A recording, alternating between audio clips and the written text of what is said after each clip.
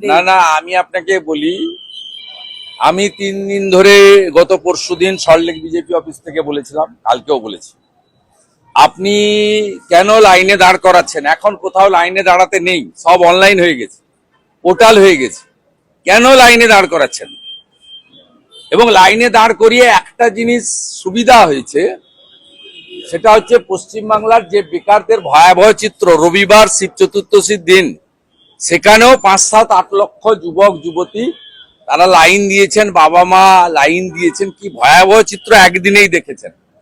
এবং আপনারা দেখেছেন কালকে মিডনাইটে বা আজকে সকালে পেয়ে গেছেন যে অনলাইন করে দিয়েছে। এটা তো আগেই করা যেত, ঠিক আছে অনলাইন করে দিয়েছে, আপনারা দেখুন, তাকে অনলাইন করে দেওয়া হয়েছে। আপনার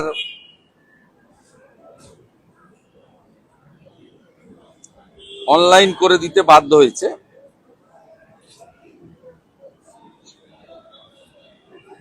অনলাইন করে দিয়েছে, ওই সাথে অনলাইন।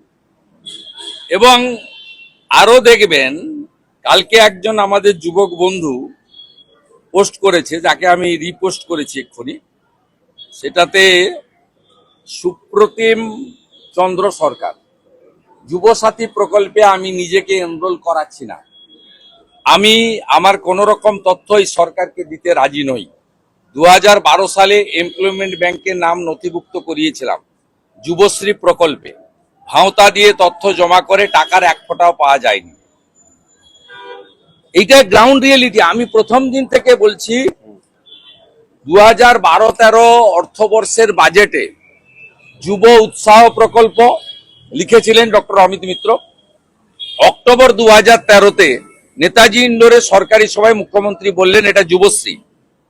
তিনি বললেন 17 লক্ষ অ্যাপ্লিকেন্ট, 1 লক্ষ লোককে আমি দিলাম এমপ্লয়মেন্ট ব্যাংকে টাকা, আমি পর্যায়ক্রমে দেবো। সেই 2017 সালে এই স্কিমটাকে তুলে দিলেন।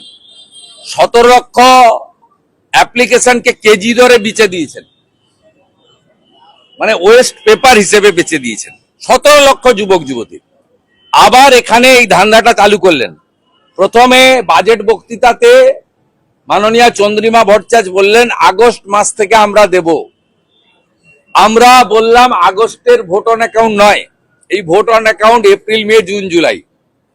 আপনার এখতিয়ারেই নেই, 4 মাস পরে পশ্চিমবঙ্গে যে জিতবে তারা পূর্ণাঙ্গ বাজেট দেবে। তখন শুনে মুখ্যমন্ত্রী দেখলেন এত বড় ভুল হয়েছে, তিনি সাংবাদিক সম্মেলন করলেন, করে বললেন 15 তারিখ থেকে, ওনার নক্তসত্ত্ব জ্ঞান নেই, হিন্দুদের উৎসব ওনার মাথায় থাকে না, কারণ চতুর্দশীর দিন ছিল।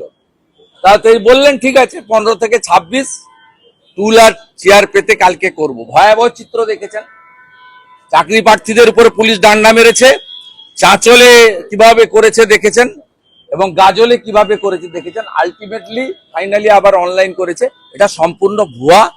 বেকার যুবক যুবতীরা এদের ফাঁদে পা দেবেন না। আমার